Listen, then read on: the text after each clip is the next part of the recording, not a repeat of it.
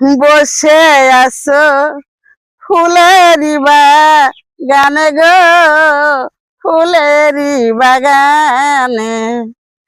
কে গো তুমি বসে আছো ফুলেরি বাগানে গো, ফুলেরি বাগানে।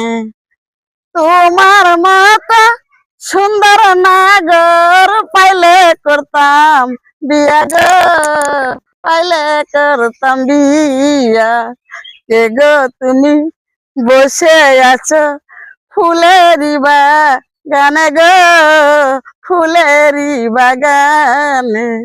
কি নাম তোমার মাতা পিতার, কি নাম তোমার হিয়া গো, কি নাম তোমার হিয়া।